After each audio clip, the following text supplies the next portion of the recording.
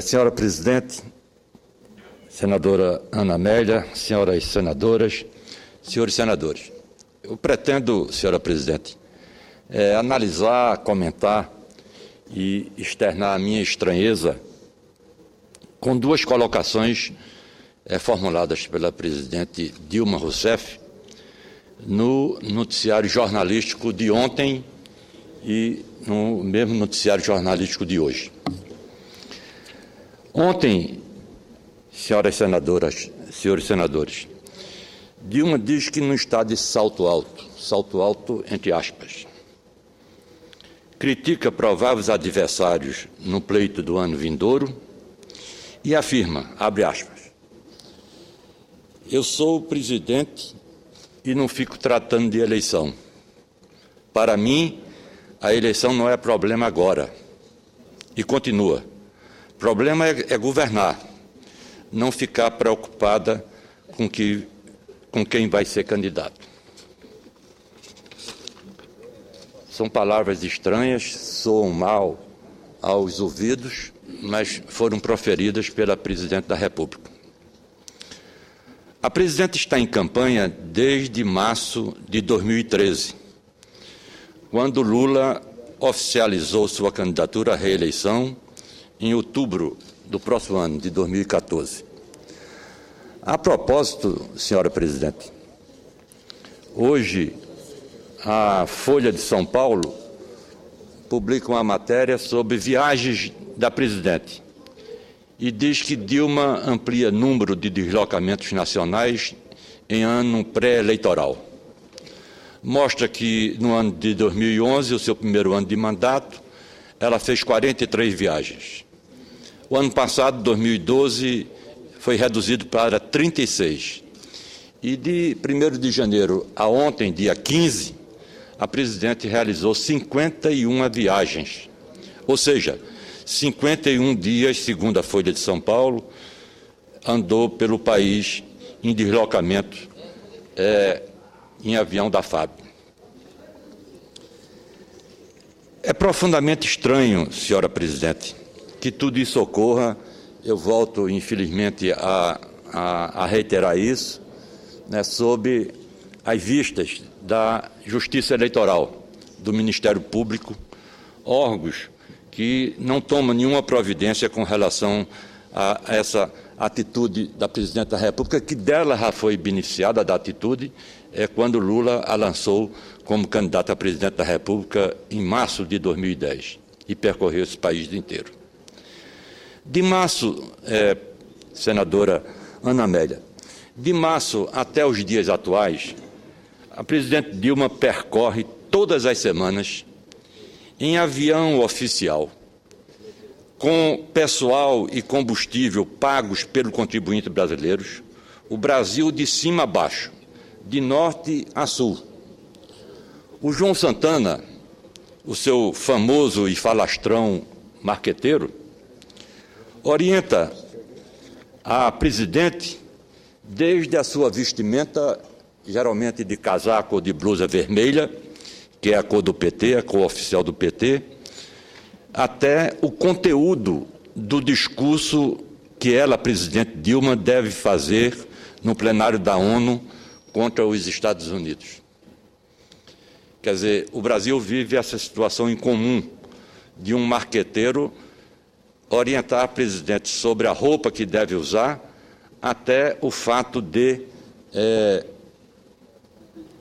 escrever praticamente, colocar no papel o conteúdo da denúncia que ela fez sobre espionagem, que deve ser condenado, sempre foi condenado por todos, para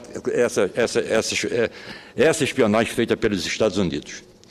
A propósito também, eu tive a oportunidade de ler aqui, não faz 48 horas ainda, foi segunda-feira, final do expediente, eu ocupei esta tribuna para falar sobre tudo isso, falar o que a Folha de São Paulo diz hoje, sobre a viagem da Presidente, o uso do dinheiro do contribuinte para isso em avião, e a matéria que volto a ler de Josias de Souza, publicada quinta-feira, dia 11, quinta-feira da semana passada. Durante 5 horas, a Alvorada virou comitê eleitoral. E a presidente diz que não trata de eleição, não quer tratar de eleição, quer tratar com seriedade, não é? Com seriedade, os problemas do Brasil. Em pleno horário de expediente, segundo o blog do Josias, em pleno horário do expediente, ela converteu o Palácio da Alvorada em comitê eleitoral durante 5 horas. Dilma recebeu o padrinho Lula, o marqueteiro João Santana, o presidente do PT, Rui Falcão, o ministro Aloysio Mercadante e o ex-ministro Franklin Martins. Discutiram detalhes da estratégia a ser adotada pela gigante do Olimpo, no embate contra os anões. Você, caro contribuinte, não foi avisado, mas pagou a conta do encontro.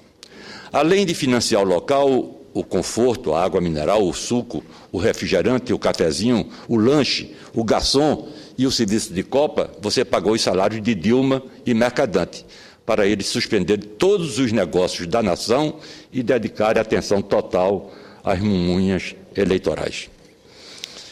Então, senhor presidente, esse era o primeiro tópico que eu queria falar sobre as afirmações de Dilma no noticiário dos jornais de ontem. Hoje, dia 16, a imprensa informa que Dilma, embalada no palanque eleitoral móvel lá na Bahia, respondeu sobre as acusações de Marina, de que seu governo era um retrocesso, sobretudo na área econômica, sobretudo na economia. E que ela, Dilma, havia abandonado o chamado tripé econômico, ou seja, câmbio flutuante, o superávit fiscal e metas para o combate à inflação. Dilma respondeu ao repórter: meu querido, ela sempre usa essa expressão quando se encontra acuada, sem respostas, desorientada.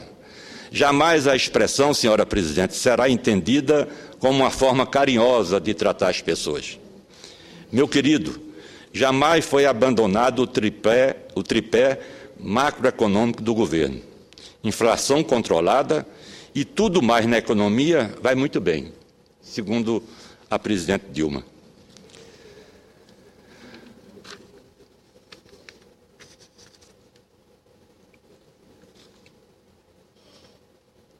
Marina, senhoras senadoras e senhores senadores, Marina Silva foi, como sempre, moderada nas suas críticas, civilizada e educada. Contudo, muito mais severa e mais contundente é a matéria publicada hoje, quarta-feira, 16 de outubro, no Correio Brasiliense, na página 9 do primeiro caderno, no espaço dedicado à economia, em matéria assinada pelo repórter Deco Bancilon, diz: mais notícias minam a confiança no Brasil. E enumera aqui a conjuntura. Sob o comando de Dilma Rousseff, indicadores econômicos do país pioraram. Não é Dilma Marina que está falando, é o Correio Brasiliense. A inflação disparou. O crescimento se enfraqueceu. A dívida bruta atingiu níveis alarmantes. Os custos de logística aumentaram e as contas públicas foram maquiadas. Nunca na história do Brasil, nenhum governo federal maquiou contas, enganou a população. Só quem faz isso no mundo é o nosso vizinho, a Argentina, com Néstor Kirchner e sua esposa, a Cristina, que se encontra, inclusive, adoentada. Lá se manipulam pesquisas, lá se afronta a questão da inflação. A inflação oficial é uma coisa, a inflação na boca do caixa, no supermercado, na venda, no mercado público, é outra completamente diferente. O governo achou pouco e aqui copia esse mau exemplo e essa situação degradada que existe na Argentina. Na outra matéria, submatéria, na mesma página de economia do Correio, tem fotografias diferentes. Quando o Brasil recebeu, em 2008, a chancela de grau de investimento, a situação econômica do país era motivo de confiança. Agora, o quadro é outro. Dívida bruta em alta, inflação persistente e pouca transparência nas contas públicas. Depois, enumera, senhora presidente, enumera aqui, né, é uma página inteira do Correio Brasiliense de hoje. Depois enumera aqui os problemas que causaram essa desconfiança. Quais foram as causas? Quais foram os motivos que levaram essa desconfiança de repente no Brasil? O Brasil foi bem até 3, 4 anos atrás e agora desandou. Aí ele coloca aqui, primeiro a Bolsa Banqueiro. Em 2008, para estimular a economia, o Tesouro passa a injetar recurso no Banco Nacional de Desenvolvimento Econômico e Social, BNDES, a chamada Bolsa Banqueiro. Desde então, foram mais de 400 bilhões, criando um orçamento paralelo que fez a dívida bruta explodir. E agora o governo está dizendo que não vai mais mandar dinheiro para o BNDES, não vai mais financiar o BNDES, porque já tem lá comprometido 400 bilhões de reais. A segunda, a maquiagem contábil. Isso parece brincadeira, isso é coisa de PT. O nosso senador pelo Pará, não é que mostra quase que, se não semanalmente, mas quase que diariamente aqui essas mazelas, essas coisas todas que hoje eu estou aqui mostrando. O Tesouro realiza pela primeira vez manobras de contabilidade criativa para elevar receitas e cumprir meta de superávit primário. E, por fim, o intervencionismo, de 2011 e 2012, em plena era Dilma Rousseff. O governo intervém em setores estratégicos, como de petróleo, sustentando o preço da gasolina para não mexer com a inflação, quer dizer, camuflando a inflação, disfarçando a inflação e desmantelando o setor elétrico quando tenta baixar, como baixou a conta da energia elétrica, que vai explodir. Num determinado momento aí, ela vai voltar a crescer e vai explodir em cima do contribuinte, em cima daquele que paga a energia. É só uma questão de tempo.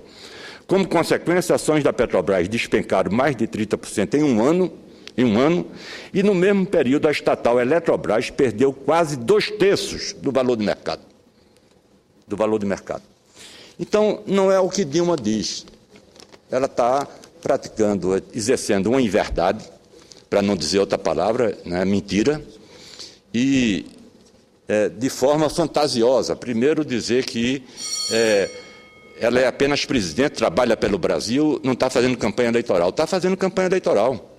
Está fazendo campanha eleitoral. Quem está dizendo, inclusive, é a Folha de São Paulo, que fez o levantamento e mostra que ela viajou muito mais do que em 2011, 2012, sem sequer que o ano de 2013 tivesse ainda se encerrado. Hoje nós estamos iniciando a segunda quinzena de outubro, ou seja, a segunda quinzena do último trimestre do ano, não é? Outubro, novembro, dezembro. De forma que eu não posso ficar calado, ouvir isso calado, de uma presidente que diz essas coisas e que diz que a economia vai bem, que a inflação está sob controle, e quando um jornal, de forma contundente, muito mais contundente do que foi Marina, vai e desmancha tudo o que a presidente tem dito sobre controle da inflação, sobre superávit primário, sobre previdência e sobre tudo mais. Era esse registro, senhora presidente, que eu queria fazer. Agradecer sempre, mais uma vez, a sua paciência, a sua tolerância para comigo e todos os oradores que aqui exercem o direito da fala e deixar registrado essa minha estranheza com esses dois argumentos, com essas duas colocações da toda poderosa presidente Dilma Rousseff. Obrigada.